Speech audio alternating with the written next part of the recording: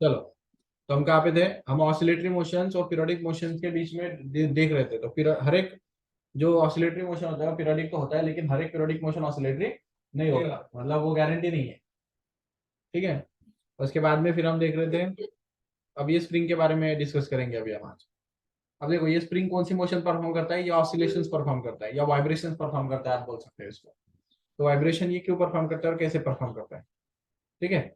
अभी फिलहाल ये कौन सी स्टेज पे है? जीरो डिस्प्लेसमेंट स्टेज पे है। ठीक है। फिर जीरो डिस्प्लेसमेंट से ऊपर नीचे हो रहा है, तो ये जो बीच वाली स्टेट रहती है उसको बोलते हैं मीन पोजीशन। मीन पोजीशन रहती है। फिर उससे एक्सट्रीम को जा रहा है, ऊपर जा रहा है और नीचे आ रहा है, तो निगेटिव एक्सट्रीम, पॉजिटिव एक्सट्रीम, ऐसे दोनों तरह के एक्सट्रीम इसमें रहते हैं। ठीक है। हा बॅक्सिंग वॅनिंग तो वेगळा प्रकार आहे, तो साऊंड मध्ये. ठीक आहे. पण कसं आहे, आता इथं बघा, इथं तुम्ही जर याच्यात नीट ऑब्झर्व केलं तर तुम्हाला ती गोष्ट क्लिअरली समजेल ती, की आता ही ही इथं कुठली पोझिशन आहे, त्याची मीन पोझिशन आहे. ठीक आहे. So after mean position the mass displaced in upward direction and downward direction. Okay. Upward direction downward direction में जाता है वो. तो अपवर्ड डायरेक्शन डाउनवर्ड डायरेक्शन में किसकी वजह से जाता है वो? तो ये जो होता है ना, इसकी एक टेंडेंसी रहती है, जैसे अगर ये नीचे आ गया तो ये नीचे किसकी वजह से आता है? मोमेंटम की वजह से आता है. किसकी वजह से? मोमेंटम. जैसे कोई भी ऑब्जेक्ट को आप खींच रहे हो तो वो यहाँ पे आके रुकना चाहिए था ना. जैसे आपने अगर इसको ऊपर ऐसे खींचा है, मतलब ऊपर खींच लिया है ऐसे, बराबर है कि नहीं? अगर आप यहाँ से उसको रिलीज करोगे, क्या कर दिया मैंने? रिलीज कर दिया. तो रिलीज करने के बाद वो यहाँ पे रुक जाना चाहिए था, लेकिन वो रुकेगा नहीं. क्यों नहीं रुकता? हो उसके पीछे दो रीजन है. एक तो, हाँ, एक तो उसका जो मोमेंटम है वो उसको रुकने नहीं देता. क्या रहता है उसका? उसका खुद का मास है और उसको वेलोसिटी मिल गई. तो मास और वेलोसिटी की वजह से उसमें क्या बिल्ड हो जाता है? मोमेंटम. और वो मोमेंटम अभी जीरो नहीं होगा, वो आगे जाके जीरो होगा. तो फिर वो यहाँ पे आके समझो आ गया यहाँ पे. ठीक है. अब यहाँ पे आने के बाद वो रुक जाना चाहिए था, यहाँ पे स्टॉप हो जाना चाहिए था, लेकिन यहाँ पे भी स्टॉप नहीं होगा. वो क्यों नहीं हो रहा है यहाँ पे स्टॉप? क्योंकि अब मोमेंटम तो यहाँ पे जीरो हो गया है. इस कंडीशन पे मोमेंटम क्या हो गया है? जीरो. लेकिन वो डिस्प्लेसमेंट परफॉर्म करने की वजह से उसमें एक एडिशनल चीज आ गई अभी, रिस्टोरिंग फोर्स. रिस्टोरिंग फोर्स का मतलब होता है वो कुछ डिस्प्लेसमेंट चला गया तो उसमें कुछ पोटेंशियल एनर्जी स्टोर हो गई. वो पोटेंशियल एनर्जी अभी काइनेटिक एनर्जी में कन्वर्ट हो जाएगी. तो उसके लिए वो रिस्टोरिंग फोर्स होता है, मतलब स्टोर हो गया फिर बाद में रिस्टोर होगा. तो यहाँ से यहाँ पे आते टाइम वो स्टोर हुआ. समझा क्या? फोर्स, एक फोर्स स्टोर होता है, वो स्टोर होता है. फिर यहाँ पे आने के बाद क्या हो जाता है? उसका मोमेंटम जीरो हो जाता है, तो उसको इधर खींचने वाला फोर्स खत्म हो गया. हो गया ना? तो अभी ये स्टोर हुआ वाला जो फोर्स था, ये पोटेंशियल एनर्जी स्टोर हुई थी डिस्प्लेसमेंट की वजह से, वो अभी उसको वापस से किसकी तरफ खींचेगी? मीन की तरफ. समझेगा? तो उसको क्या, कौन सा फोर्स बोलते? Restoring force. स्टोर हुआ था, रिस्टोर हुआ. आते टाइम स्टोर हुआ था. ग्रेविटी के अगेंस्ट एक्ट करता है. हाँ, ग्रेविटी के अगेंस्ट नहीं, वो कहीं भी हॉरिजॉन्टल हॉरिजॉन्टल भी एक्ट करेगा वो. समझेगा? ग्रेविटी का रिलेशन नहीं है उधर, वो हर जगह पे एक्ट करता है. तो वो इसलिए एक्ट करता है क्योंकि तुम्हारी जो बॉडी है ना, वो मोमेंटम की वजह से आगे आ रही थी. तो इतना तुमने क्या परफॉर्म किया? डिस्प्लेसमेंट परफॉर्म किया ना. तो जितना तुम डिस्प्लेसमेंट करोगे और एक तुम्हें फोर्स लगाया कहीं ना कहीं पे, तो फोर्स इंटू डिस्प्लेसमेंट क्या हो गया? एक वर्क हो गया. अब वर्क आ गया मतलब कोई ना कोई तो एनर्जी आ गई ना. एनर्जी मतलब वर्क, वर्क मतलब एनर्जी. देखा था हमने. तो एनर्जी कौन सी बिल्ड हुई? फिर उसमें पोटेंशियल एनर्जी बिल्ड हुई. पोजीशन और स्ट्रक्चर की वजह से कौन सी एनर्जी आती है? कौन सी एनर्जी आती है? स्ट्रक्चर और पोटेंशियल, स्ट्रक्चर और पोजीशन की वजह से पोटेंशियल एनर्जी आती है. तो उसमें एक पोटेंशियल एनर्जी बिल्ड हो जाता है. फिर वो पोटेंशियल एनर्जी यहाँ पे आके सबसे हाई हो जाती है, सबसे ज्यादा. मैक्सिमम जितना डिस्प्लेसमेंट ज्यादा उतनी पोटेंशियल एनर्जी ज्यादा, उतना वर्क ज्यादा, उतना सब कुछ ज्यादा. पूरा लिंक है ना वो डिस्प्लेसमेंट से. डिस्प्लेसमेंट ज्यादा हो जाएगा तो वर्क ज्यादा हो जाएगा, वर्क ज्यादा हो जाएगा तो एनर्जी ज्यादा होगी, एनर्जी ज्यादा होगी तो पोटेंशियल एनर्जी ज्यादा होगी, पोटेंशियल एनर्जी ज्यादा होगी तो सबसे ज्यादा पोटेंशियल एनर्जी आपको कहाँ पे देखने को मिलेगी? एक्सट्रीम पे. एक्सट्रीम पॉइंट पे सबसे ज्यादा पोटेंशियल एनर्जी होती है. अब जैसे पोटेंशियल एनर्जी यहाँ पे सबसे ज्यादा हो जाएगी तो काइनेटिक एनर्जी कितनी होगी? लगभग मिनिमम जीरो. मिनिमम बोलेंगे हम, एग्जैक्ट जीरो तो नहीं होता है वो. ठीक है. तो मिनिमम हो जाती है. अब अगर काइनेटिक मिनिमम हो गई तो उसका मोमेंटम फिर क्या हो गया होगा? लगभग जीरो ही हो गया होगा ना, क्योंकि काइनेटिक एनर्जी पे ही मोमेंटम बचा हुआ था. क्योंकि काइनेटिक एनर्जी का फॉर्मूला था 1/2 mv². तो इसमें भी मास है, इसमें भी वेलोसिटी है. और मोमेंटम का फॉर्मूला में क्या है? मास इंटू वेलोसिटी है. तो पूरा एक दूसरे पे लिंक है वो. लिंकिंग समझ रहा है क्या तुम्हें कैसे चल रहे हो?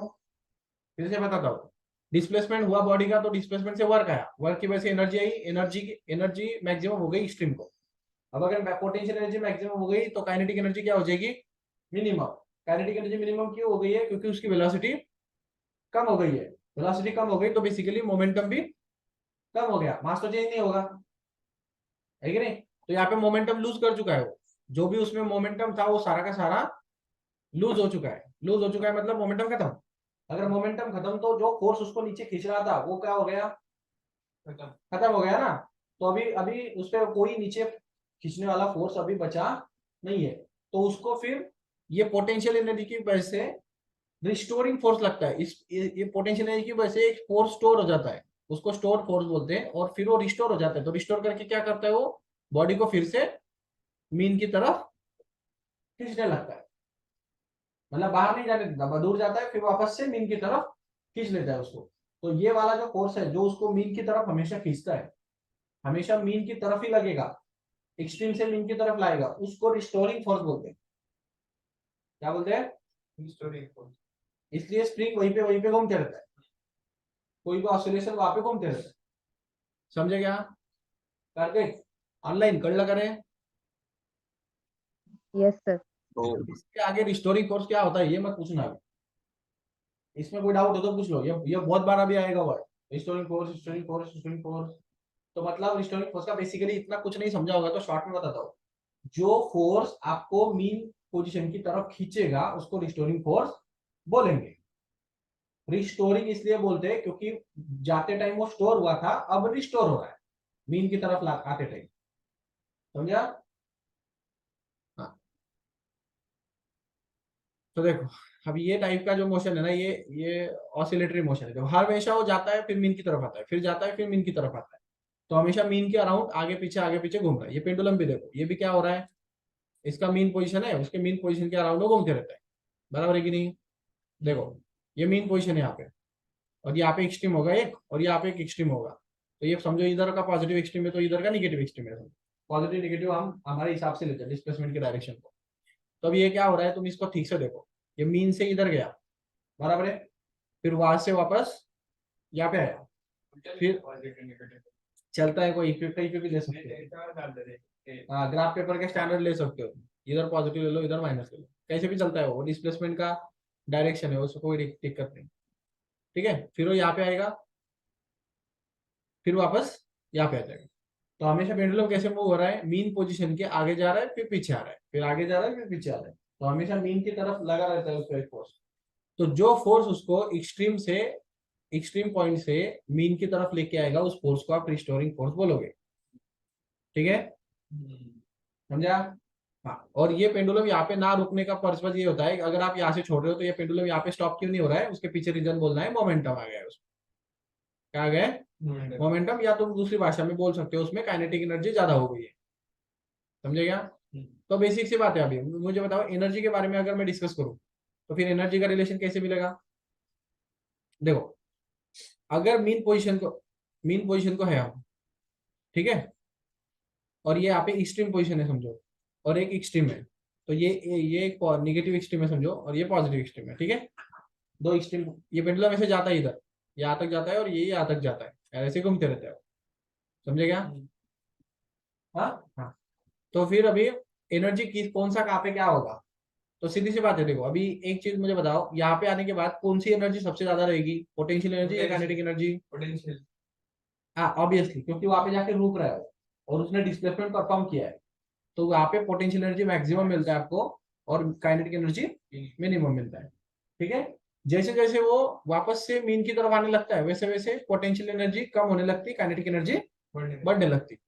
समझा, और फिर मीन को आने के बाद सबसे ज्यादा कौन सी रहेगी, पोटेंशियल एनर्जी कम हो जाएगी, काइनेटिक एनर्जी ज्यादा हो जाएगी। अरे मोमेंटम भेटलेला असतो त्याला वेलॉसिटी मुळे,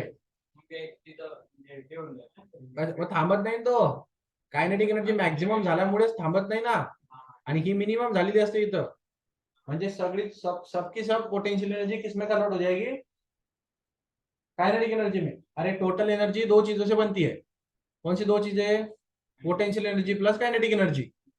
देखो टोटल एनर्जी हमेशा क्या रहेगी, हाँ, ये तो पढ़ा है तुमने बचपन से।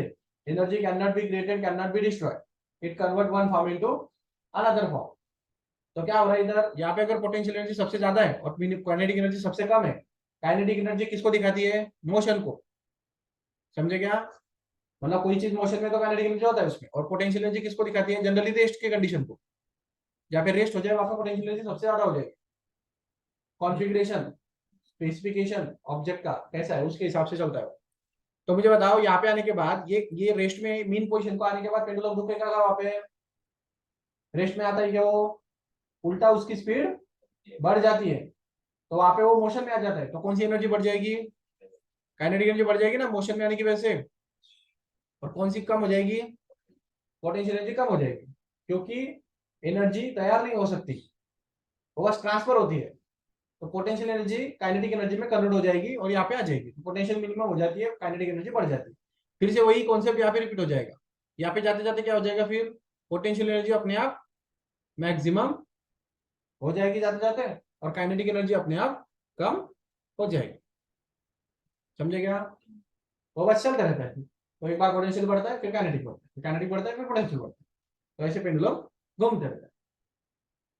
समझे क्या, अगर यही चीज तुम स्पेस में जाके करो, स्पेस में मतलब वैक्यूम में, ये पूरा एक्सपेरिमेंट, पूरा का पूरा एक्सपेरिमेंट हमने समझो कहाँ पे जाके किया, वैक्यूम में, तो फिर ये पेंडुलम घूमते ही रहेगा जिंदगी भर, ये रुकेगा नहीं कभी।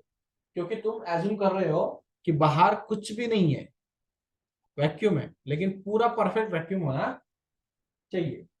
और हमने ग्रेविटी का इफेक्ट भी निग्लिजिबल कंसिडर कर लिया है। अगर ऐसा हो तो फिर ये पेंडुलम कभी रुकेगा नहीं, ये चलते रहेगा। लेकिन हमारे यहाँ पे पेंडुलम घुमाए तो रुक जाता है, क्यों, एयर रेजिस्टेंस या ग्रेविटी, डैम्पिंग फोर्स बोलते हैं उसको, एयर रेजिस्टेंस, ठीक है, और दूसरा तो ग्रेविटी तो है ही। तो ये दो चीजें उसको रोक देते हैं, ग्रेविटी का इतना इम्पैक्ट नहीं है, डैम्पिंग का इम्पैक्ट है। हमने पढ़ा था एक स्टॉक लॉ में, स्टॉक लॉ में क्या पढ़ा था, अगर एक ऑब्जेक्ट फ्लूइड में अगर मोशन में आएगा तो उस पर कौन सा फोर्स लगता है, ड्रैग फोर्स लगता है, डैम्पिंग फोर्स लगता है, ड्रैग फोर्स लगता है फ्लूइड में। तो एयर भी क्या है, फ्लूइड है, उसमें अगर ऑब्जेक्ट मोशन में आएगा तो वो उसको ड्रैग फोर्स लगाया नहीं लगेगा, लगाएगा, छोटा रहेगा लेकिन लगेगा। तो कंटिन्यूअसली लगने की वजह से उसका मोशन अपने आप कम हो जाएगा, वो लॉस कर देगा एनर्जी को, तो ऐसे एनर्जी लॉस हो जाता है। तो वो रुकता क्यों है, क्योंकि डैम्पिंग फोर्स लगता है, उसको डैम्पिंग फोर्स बोला करो। Damping force, drag force, viscous force, तुम कुछ भी बोल सकते हो। देखो अब यहाँ पे तुम नोटिस करो, एक चीज तुमने अगर इस पे नोटिस की ना, तो ये स्ट्रिंग की वजह से टेंशन लगा हुआ है, एक वेट तो उसका नीचे लगेगा ही लगेगा, एक फोर्स उस पर एडिशनल है, कौन सा, ये वाला देखो, ठीक है, कौन सा फोर्स है ये, रिस्टोरिंग फोर्स, फोर्स जो उसको हमेशा मीन की तरफ खींचता है। ये फोर्स के ऊपर ध्यान दो तुम, वो हमेशा मीन की तरफ ही है।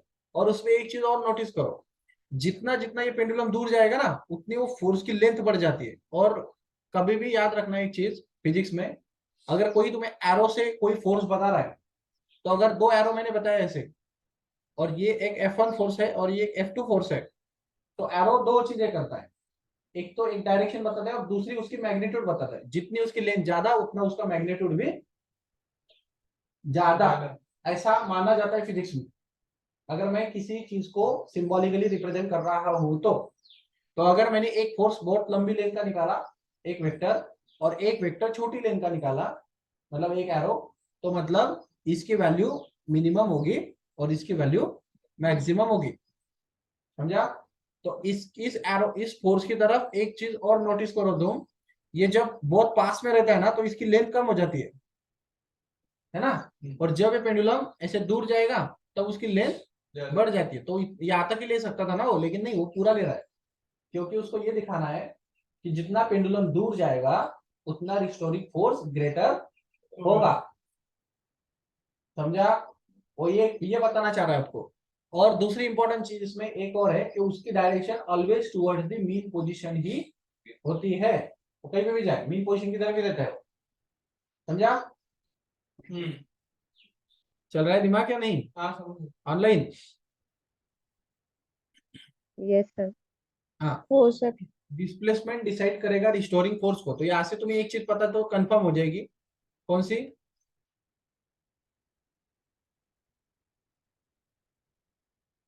देखो अब ये एक चीज कंफर्म हो गई, जितना डिस्प्लेसमेंट ज्यादा, ये डिस्प्लेसमेंट बोलते हैं इसको, क्या बोलते हैं, एक्स। एक्स का मतलब डिस्प्लेसमेंट फ्रॉम मीन पोजीशन। तो मीन से डिस्प्लेसमेंट कैलकुलेट करेगा। तो कितना है ये डिस्प्लेसमेंट, एक्स।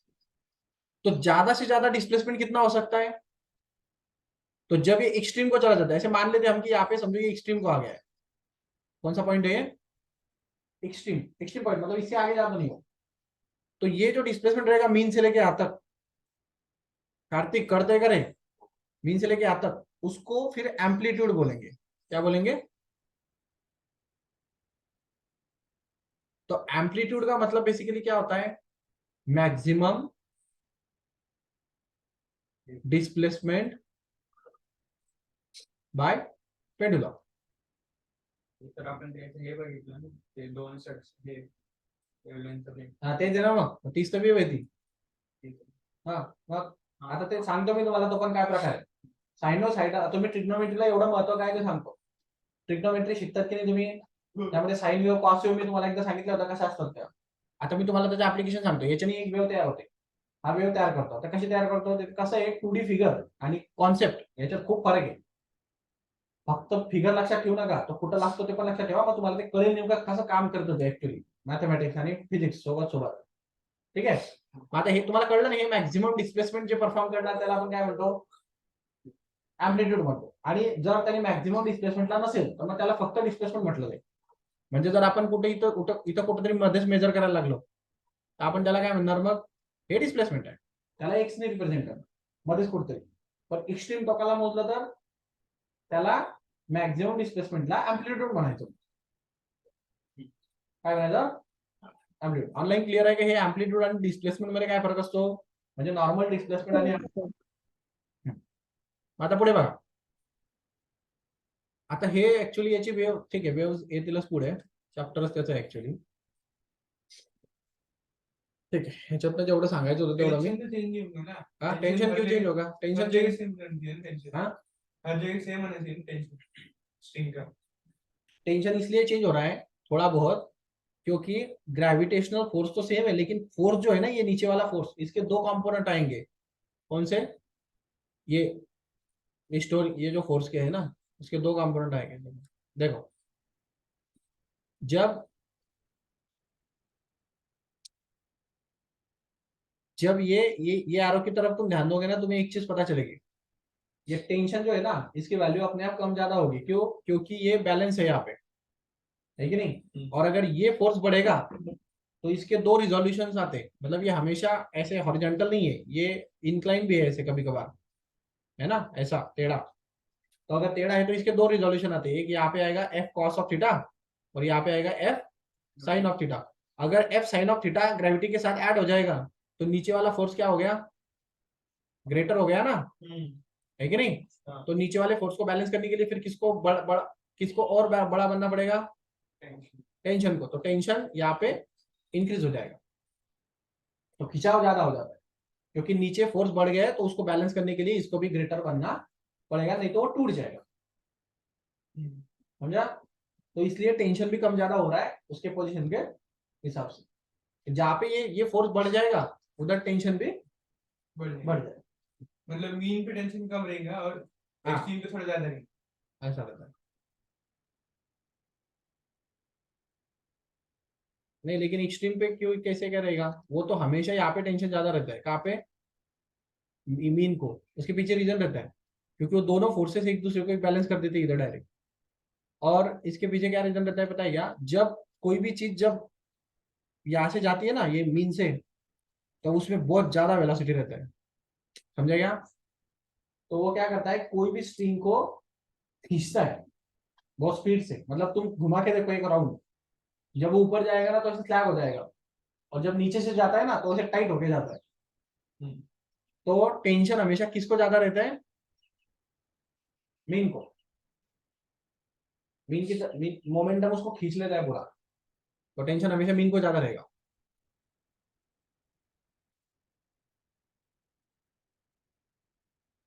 हो गया ना भाई. हाँ, ये इधर बता रहा है अभी एसएचएम की डेफिनेशन, एसएचएम की डेफिनेशन के बारे में बात कर रहा है। एसएचएम मतलब ये चैप्टर का सबसे इंपॉर्टेंट टॉपिक है। एसएचएम मतलब सिंपल हार्मोनिक मोशन। क्या? हाँ, ये सिंपल हार्मोनिक मोशन मतलब क्या होता है? ये मोशन में 2-3 पॉइंट है। एक पहला पॉइंट कि ये पीरियोडिक मोशन होना चाहिए, मतलब उसमें एक सर्टेन पीरियड में वो रिपीट होना चाहिए। दूसरा पॉइंट, इसमें सबसे इंपॉर्टेंट चीज कि कोई भी ऑब्जेक्ट अगर ऑसिलेशंस परफॉर्म कर रहा है तो उसका जो रिस्टोरिंग फोर्स है always towards the mean position होना चाहिए। ये बहुत इंपॉर्टेंट कंडीशन है इसके लिए। मतलब ये जो रिस्टोरिंग फोर्स है always towards the mean he होना चाहिए। अगर ये कंडीशन, दो कंडीशन को सेटिस्फाई कर देगा तो फिर उसको आप SHM बोल सकते हो। कौन सी दो कंडीशन? कौन सी दो कंडीशन? पहले तो रिस्टोरिंग फोर्स इसकी तरफ, मीन की तरफ, और पीरियोडिक। पीरियडिक।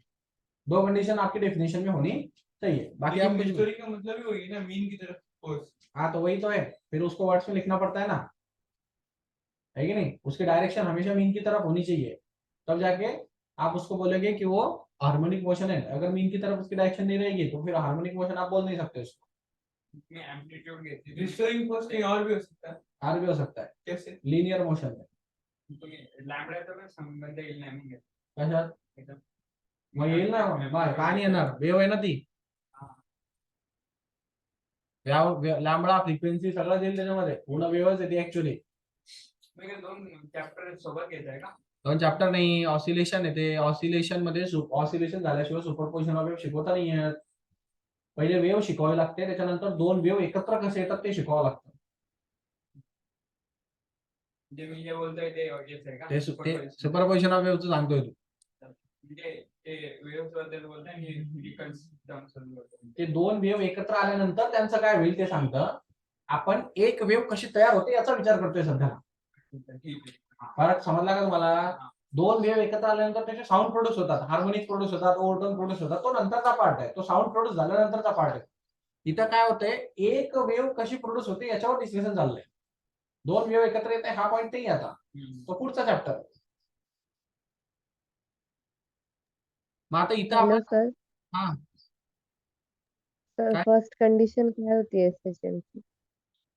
एसएचएम ची फर्स्ट कंडिशन पिरियोडिक असली पाहिजे, पिरियोडिक मोशन असली पाहिजे. पिरियोडिक म्हणजे एका ओके. सर्टन टाइम पिरियड मध्ये रिपीट झाली पाहिजे प्रोसेस, तर ते एसएचएम. आता जसं की हे बघा, हे एसएचएम ची प्रोसेस आहे. हे काय व्हायला लागलं इथं? आता ही कंटिन्युअसली हा रोटेट होतोय बघा याच्याभोवती, आणि याचा हा पेंडुलम टाईप आहे ना, हा काय एक प्रकारचा हा मास आहे आणि हा पेंडुलम असं फिरतोय, बरोबर की नाही? पण आता कसं आहे, याला एसएचएम थोडंसं म्हणता येत नाही कधी कधी, कारण हा काय याचा टाइम पिरियड सेम नाहीये. कारण हे काय होतं, हा खेळतो खेळतो आणि त्याच्यानंतर त्याची मोशन काय होत जाते, कमी कमी होत जाते. म्हणजे असं जातो, मग त्याच्यानंतर असा येतो, मग त्याच्यानंतर असं जातो, असं जातो, असं थांबून जातो. मग आता मला सांगा, हे सगळं ठीक आहे, पण त्याचा टाइम पिरियड सेम आहे का? मग कसा हा प्रॉब्लम? कभी कभी कम ज्यादा। हाँ, तो टाइम पीरियड कम ज्यादा नहीं होना चाहिए, तो फिर हम उसको एसएचएम नहीं बोल सकते. तो टाइम पीरियड कम ज्यादा ना होने के लिए फिर हमें क्या करना पड़ेगा, इसका एक दोस्त हम यहाँ पे रख देंगे, है कि नहीं? वो उसको क्या करते रहेगा, धक्के मारते रहेगा. धक्के मारते रहेगा तो मोशन कंटिन्यूअसली चलते रहेगा उसी एक्सट्रीम को, बराबर है कि नहीं? तो फिर हम इसको एसएचएम बोल सकते थे. तो देखो एसएचएम के एग्जाम्पल देख लो, हर जगह पे तुम्हें देखने को मिलेंगे. तो अब ये तो रुक गया. तो अभी एसएचएम के लिए आपका ऐसे मोशन होनी चाहिए थी, बिल्कुल सेम, दोनों एक्सट्रीम को आप जाना चाहिए थे. तो ये किसकी वजह से रुक रहा है यहाँ पे? ड्रैग फोर्स की वजह से. आप इसको बोल सकते हैं डैम्पिंग फोर्स. क्या बोल सकते हैं? डैम्पिंग. डैम्पर्स किसको बोला जाता है? जो आपके शॉकअप्स रहते हैं ना गाड़ी के, उसका नाम टेक्निकली डैम्पर्स है. टेक्निकली उसको क्या बोलते हैं? डैम्पर्स बोलते हैं. डैम्प मतलब क्या करना, कम करना, जहाँ पे फेंक देना कुछ, तो भी खत्म कर देना उसको, डिस्ट्रॉय कर देना. तो जो भी शॉक रहता है ना, उसको वो क्या कर देता है, डैम्प कर देता है. डैम्प कर देता है मतलब खत्म कर देता है, डिस्ट्रॉय कर देता है. तो शॉकअप का काम वही रहता है, शॉक को एब्जॉर्ब करके खत्म कर देना. तो गाड़ी में डैम्पर्स रहते हैं, और जिस गाड़ी के डैम्पर सबसे ज्यादा, वो ज्यादा गाड़ी कंफर्टेबल रहती है, ऐसा रहता है. तो डैम्पर्स ये बहुत इंपॉर्टेंट चैप्टर है. वाइब्रेशन, वाइब्रेशन फाइव इंपॉर्टेंट है, क्योंकि देखो गाड़ी जो जो कार आपने देखी होगी, जैसे फरारी और नैनो में क्या फर्क है? फरारी का मतलब गाड़ी तो गाड़ी है, दिखने में थोड़ा बहुत डिफरेंस आता है, लेकिन फाइबर तो हर कोई लगा लेगा। नैनो को भी आप 1 लाख रुपए एक्स्ट्रा दे दो, वो अच्छा फाइबर लगा लेगा। फाइबर में कोई है नहीं इंपॉर्टेंट रोल। सबसे इंपॉर्टेंट रोल आता है इंजन में, और जो आप बाकी की चीजें यूज कर रहे हो, जो गैजेट्स वगैरह रहते हैं, वो गैजेट्स के छोड़ो सो, लेकिन इंजन बहुत बड़ी बात है। इंजन ही सबसे बड़ी बात है गाड़ी में। तो क्या होता है, नैनो का जो इंजन होता है ना, वो 2 स्ट्रोक इंजन है, वो बहुत वाइब्रेशन क्रिएट करता है। नैनो में बैठ जाओ और उसको, और रिक्शा में बैठ जाओ, एक ही फीलिंग है, धक्के लगाते रहता है, पूरा सा वाइब्रेट होती रहती है गाड़ी, क्योंकि इंजन बहुत नॉइस प्रोड्यूस करता है और बहुत वाइब्रेशन है गाड़ी। तो इतने वाइब्रेशन से तो तुम्हें बहुत डिस्कम्फर्ट लगता है। वही तुम फेरारी में बैठ जाओ, बिल्कुल वाइब्रेशन आपको सुनने में, वाइब्रेशन लगेगा नहीं तुमको कि मैं बैठा हूं। तो वाइब्रेशंस को जिसने कंट्रोल कर लिया ना, उसकी गाड़ी की कीमत सबसे ज्यादा रहती है। कार में कंफर्ट जोन क्या है, वाइब्रेशन है, वाइब्रेशन रिड्यूस कर दो, कंफर्ट जोन आ जाता है। तो जिस गाड़ी में कंफर्ट जोन सबसे ज्यादा होता है, उसकी वैल्यू सबसे ज्यादा रहती है, उस इंजीनियर की वैल्यू सबसे ज्यादा रहती है जो वाइब्रेशन को रिड्यूस कर पाता है। इसलिए वाइब्रेशन बहुत इंपॉर्टेंट चैप्टर है और बहुत बड़ा सब्जेक्ट भी है इंजीनियरिंग में। बहुत से लोग फेल हो जाते हैं इंजीनियरिंग में, तो इसको मतलब लेते ही नहीं, ऑप्शन वगैरह रहता है तो न्यूमेरिकल है पूरे के पूरे। तो बहुत बढ़िया सब्जेक्ट है। तो डैम्पिंग फोर्स समझा, तो ये क्या करेगा, यहाँ पे रुक जाता है, क्यों क्यों रुक जाता है, वो डैम्पिंग फोर्स की वजह से रुक जाता है। ठीक है, फिर अभी हम क्या करेंगे, इसको एक कांस्टेंट फोर्स देते रहेंगे। बहुत स्लो हो गए हैं। देखो ये क्या कर रहा है, अभी उसको कांस्टेंट फोर्स दे रहा है, उसकी वजह से क्या हो रहा है, वो एसएचएम में अभी कन्वर्ट हो गया। डैम्पिंग फोर्स अभी लग रहा है, लेकिन हमने उसको काउंटर कर दिया है, इससे एडिशनल फोर्स सप्लाई करके। तो हर किसी, अभी जैसे पेंडुलम रहता है, मतलब हमारी घड़ी का, घड़ी में भी यही रहता है, वो चाबी देते हैं हम, उसकी वजह से क्या होता है, कंटिन्यूसली उसको फोर्स लगते रहते हैं, दैट्स व्हाई पेंडुलम घूमते रहते हैं। तो ये एसएचएम के एग्जांपल्स होते हैं। अभी ये देखो बहुत सारे एसएचएम है, ये भी है, ये भी है, ये भी है, ये भी है, सारे एसएचएम ही है कि नहीं। देखो ये पेंडुलम, ये पीरियोडिक मोशन है सारी की सारी, एक सर्टेन टाइम पीरियड में रिपीट होती रहती है। अब देखो पेंडुलम के बारे में डिस्कस कर रहे हैं, ये ए पॉइंट है एक्सट्रीम, बी पॉइंट है एक्सट्रीम, ओ पॉइंट है मीन पोजीशन। तो ये ए को जा रहा है, फिर बी, ओ को जा रहा है, फिर ओ से लेके बी तक जा रहा है, बी से लेके फिर ओ तक आ रहा है। तो इस मोशन को हम क्या बोलेंगे, एक सर्टेन टाइम पीरियड में रिपीट होने वाली मोशन है ये। पॅराशूट ते पॅराशूट कसं असतं, असं सरळ सरळ जात नाही, तसं डोलत डोलत जातं, म्हणजे असं नहीं ना, ऐसा नहीं है, ऐसे पैराशूट है ना, वैसे रहता है कि नहीं, वैसे यहाँ पे आदमी है समझो, वो ऐसे सीधा तो आ रहा है, लेकिन उसके साथ साथ ये ऐसे इधर जाता है थोड़ा सा, इधर जाता है थोड़ा सा, मतलब ऐसे ऐसे होते रहते हैं। मैंने तो देखा था कि सीधे ही आता है नीचे। पूरा सीधा नहीं आता है वो इधर उधर होते रहते हैं ऐसे, थोड़ा थोड़ा सा। तो वो भी एक टाइप का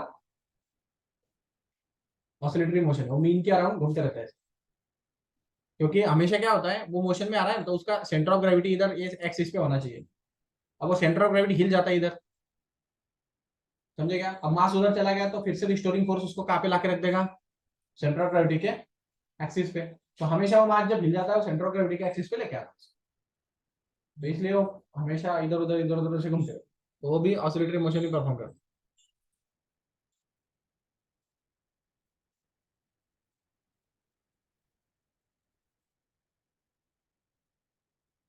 हमें पूरा डेरिवेशन बताया इसने यहाँ पे, मतलब एक टाइम पीरियड कितना ले रहा है, देखो एक ऑसिलेशन के लिए कितना टाइम पीरियड ले रहा है। तो फॉर 10 सेकेंड ये इतने ऑसिलेशन लगा रहा है। अब negative negative angle, positive angle, ऐसे सब सब बताएगा। पेंडुलम तो अभी पता है ना, कोई बात नहीं ज्यादा, और ये डेरिवेशन भी कोई काम का नहीं, बस टाइम पीरियड के बारे में बात कर रहे हैं। टाइम पीरियड हम क्या बोलेंगे, टाइम पीरियड किसको बोलोगे आप, टाइम पीरियड मतलब क्या, इसने क्या किया, एक एक्सपेरिमेंट किया, एक पेंडुलम ले लिया, एक पेंडुलम को उसने 10 सेकंड तक लगभग उसको रोटेट कर रहा है, बराबर ही नहीं। अगर आपको टाइम पीरियड चाहिए होगा, तो टाइम पीरियड का फॉर्मूला आप प्रैक्टिकली कैसे निकालोगे, तो आप टाइम टेकन पर number of revolution, number of oscillation कर लो, आपको टाइम पीरियड मिल जाएगा। मतलब आपने 10 सेकंड लिए थे, बराबर है, और 10 सेकंड में समझो ये 5 बार घुमा, यहाँ से यहाँ तक जाते जाते कितनी बार घुमा, 5 बार। तो आप 10 से 5 को डिवाइड कर लो, फिर आपको 2 मिल जाएगा। 2 सेकंड में एक रिवॉल्यूशन ये कंप्लीट करेगा। मतलब एक ऑसिलेशन मतलब ये ओरिजिन से अगर स्टार्ट हुआ तो ए को जाएगा, ए से फिर ओरिजिन को आएगा, मतलब मीन को आएगा, मीन से फिर बी को जाएगा और बी से फिर मीन को आएगा, तब जाके एक ऑसिलेशन होता है। और टाइम टेकन किसका टाइम टेकन? तो वही है ना, एक ऑसिलेशन का। नहीं पूरा इसने 10 सेकंड लिए थे ना। एक्सपेरिमेंटल कंडक्ट कर रहे हो, एक सेकंड कैसे क्या तुम एक सेकंड में ऐसे करके लगा लोगे? अरे एक सेकंड क्लिक करने को ही लग जाता है हमें, हाँ तो प्रैक्टिकली पॉसिबल है क्या वो? नहीं। तो प्रैक्टिकली ये क्या कर रहा है, प्रैक्टिकली इंस्ट्रूमेंट, ये लैब में अगर जाओगे ना तो ऐसे ऐसे चेक करते टाइम पीरियड को, 10 सेकंड आप यहाँ पे लेते हो, 10 सेकंड में ये कितनी बार घूम रहा है वो भी देख रहे हो आप, समझे क्या? 10 सेकंड हमें इनफ टाइम है, वो ज्यादा नहीं बहुत कम नहीं। तो फिर हमने क्या किया, 10 सेकंड में देखा कि कितनी बार वो रोटेट हो रहा है, मतलब ऑसिलेट कर रहा है। और एक ऑसिलेशन का मतलब होता है कि वो ए को है तो ए से बी को जाए और बी से वापस से ए को आए, ये मतलब एक ऑसिलेशन हो गया। समझा? नहीं समझा? अरे यहां से यहाँ पे जाना चाहिए और वहां से यहाँ पे आना चाहिए। फॉर्मूला नहीं समझ। कौन सा फॉर्मूला? वो तो बता रहा हूं ना मैं, पहले ऑसिलेशन तो समझो। तो 10 सेकंड में समझो ये 10 बार घुमा ऐसे, 10 बार नहीं 5 बार समझो, 5 बार ए को वापस से आया। तो फिर हम क्या बोलेंगे, टाइम पीरियड कैसे निकालेंगे? फिर हमने कितने सेकंड लिए थे?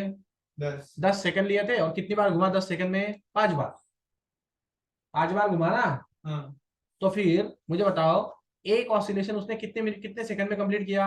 2। तो 2 सेकंड में एक ऑसिलेशन किया तो टाइम पीरियड 2 सेकंड हो गया ना। तो टाइम पीरियड एक ऑसिलेशन। एक ऑसिलेशन का time period, time required to complete one oscillation, क्या time required to complete one oscillation, और टाइम पीरियड हो गया। समझे? Yes sir. बहुत धन्यवाद।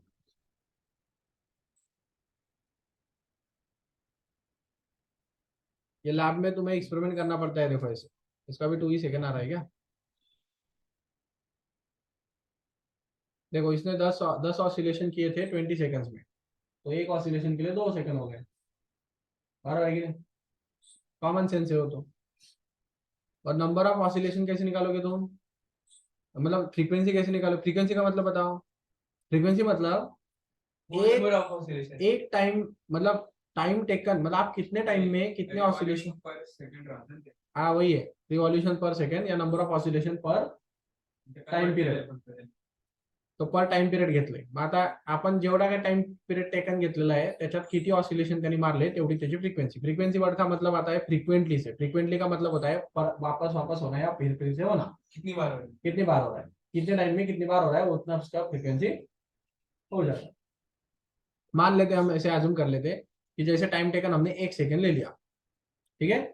तो ऐसे मान लेते हम कि 1 सेकंड में ये 3 बार रिपीट हुआ, मतलब 3 बार ए को आके रुका, ए को 3 बार आया। 3 बार की अरे एक ऑसिलेशन में, एक ऑसिलेशन का मतलब नहीं समझ रहे हो का तुम? हाँ, एक ऑसिलेशन मतलब ए को गया फिर बी को आया तो एक ऑसिलेशन हुआ, फिर ऐसा वापस करेगा दूसरा ऑसिलेशन, फिर ऐसा वापस करेगा तीसरा ऑसिलेशन, ऐसे 1 सेकंड में 3 बार हुआ, तो फ्रीक्वेंसी 3 हो गई।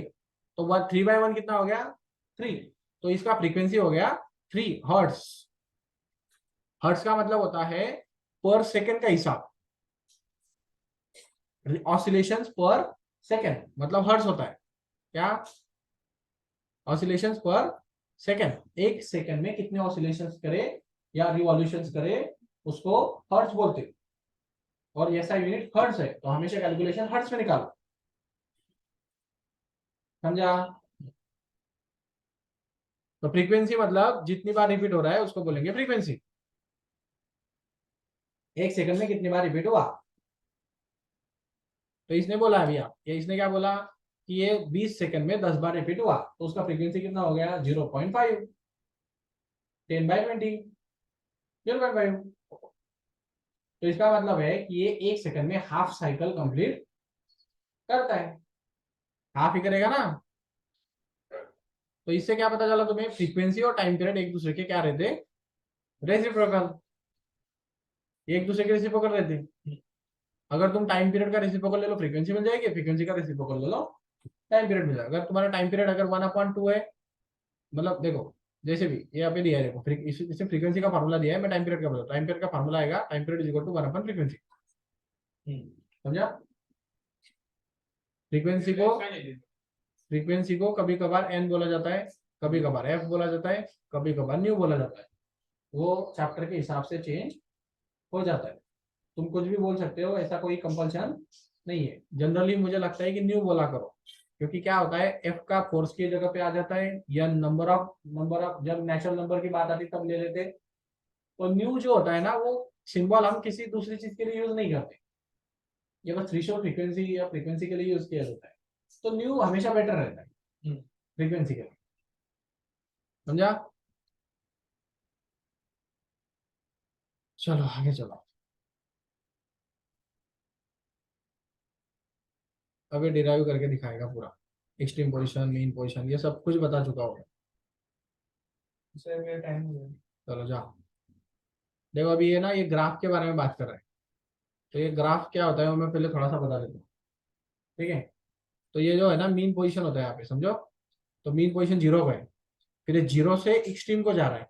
तो एक्सट्रीम मतलब हाईएस्ट पोजीशन को, पॉजिटिव की तरफ समझो। तो फिर ये देखो, ये 0 का था, ये यहाँ से यहाँ तक पोजीशन बता रहा हूँ मैं, ऐसे यहाँ तक चला गया, तो ये यहाँ से यहाँ तक चला गया एक्सट्रीम पोजीशन को। फिर ये वापस से पेंडुलम यहाँ पे आता है मीन को। तो फिर ये देखो वेव नीचे आ गया मीन को, है ना? फिर ये निगेटिव एक्सट्रीम की तरफ जाता है, फिर ये देखो निगेटिव एक्सट्रीम की तरफ चला गया, फिर ये फिर से मीन की तरफ आता है, तो फिर ये फिर से मीन की तरफ आ गया। तो एक साइकिल यहाँ पे कंप्लीट हो गया। तो ये एक्चुअल में ये है, और पेपर पे ये दिखता है कि नहीं? बहुत अजीब बात। तो पेपर में ऐसे दिखाते हैं उसको। तो ये वेव जो होता है ना, वो एक्चुअल में ये है, ऐसे मोशंस। इसलिए wave trigonometry that much important हो जाता है हमारे लिए, क्योंकि हम हर किसी पीरियोडिक या सिस्टम या कोई भी मोशंस को वेव के फॉर्मेट में लिख सकते हैं, क्योंकि वो एक पर्टिकुलर पैटर्न में चलता है, ऊपर जाता है फिर नीचे आता है, फिर ऊपर जाता है फिर नीचे आता है। तो एक साइकिल हो गया, फिर दूसरा साइकिल वापस से स्टार्ट हो जाएगा, फिर ये मीन को आ गया फिर से। टाइम नेगेटिव में किसी का? कौन सा टाइम? नहीं है टाइम, ये वाई एक्स एक्सिस पे है, ये डिस्प्लेसमेंट है। ये पॉजिटिव एक्सट्रीम को पॉजिटिव डिस्प्लेसमेंट हो रहा था, और नेगेटिव एक्सट्रीम के देगा तो नेगेटिव डिस्प्लेसमेंट हो रहा था। तो इसलिए वो ऊपर नहीं, अभी नेक्स्ट साइकिल देखो, मीन से ऊपर चला गया पॉजिटिव एक्सट्रीम की तरफ, फिर मीन की तरफ आ गया, फिर नेगेटिव एक्सट्रीम की तरफ गया, फिर मीन की तरफ आ गया, दूसरा साइकिल, फिर वही। तो ऐसे साइकिल रिपीट होता रहता है, फिर ये वेव बनते रहता है। ये कौन सा वेव है? टेंजेंशियल वेव है, कॉसाइडल वेव है, साइनोसाइडल वेव है? साइनोसाइडल वेव है। साइनोसाइडल वेव कैसे पहचाना? अरे ये साइन रहता है, कॉस रहता है, टैन रहता है ना? साइन का तुम स्ट्रक्चर समझोगे ना, तो साइन 0 डिग्री 0 ही आता है, और 90 डिग्री कितना आता है? 1। तो 1 सबसे ज्यादा वैल्यू रहती है उसकी, 1 से ज्यादा नहीं हो सकता साइन का भी। तो देखो इसकी सबसे ज्यादा वैल्यू 1 है, और सबसे छोटी वैल्यू -1 रहती है, और सब ये बीच में 0 रहता है। ये साइन वेव की है, क्योंकि जैसे भी एंगल 0 था ना, ये एंगल, ये टाइम मतलब ये टाइम का है ग्राफ है, ये एंगल रहता है इधर। तो टाइम जब 0 था तब इसकी वैल्यू भी 0 ही थी। तो ये 0 से स्टार्ट हो रहा है, तो फिर ये साइनोसाइडल वेव है, समझे क्या? 0 से स्टार्ट हो रहा है तो साइन का वेव है। अगर यही वेव 0 से स्टार्ट ना होते हुए एक्सट्रीम से स्टार्ट हो जाए, ऐसे एक्सट्रीम से स्टार्ट हो ऐसा, तो कॉसाइडल वेव या कॉस की वेव आएगी। कॉस का उल्टा रहता है, कॉस 0 डिग्री मतलब 1। तो कॉस की जब 0 डिग्री आती है तब सबसे ज्यादा वैल्यू रहती है, फिर 90 को 0 हो जाता है वो। तो वेव ऐसा आधे से चलता है। और फिर टैन वेव जब रहता है तब वो वेव ऐसे रहता है, मतलब टैन की 0 का वैल्यू 0 ही रहती है, बराबर है? लेकिन 90 डिग्री को इनफाइनाइट हो जाता है वो, है कि नहीं? तो उसका वेव कैसे चलेगा? 0 से लेके चलेगा, लेकिन जब तक 90 डिग्री नहीं आता तब तक वो इन्फिनिटी को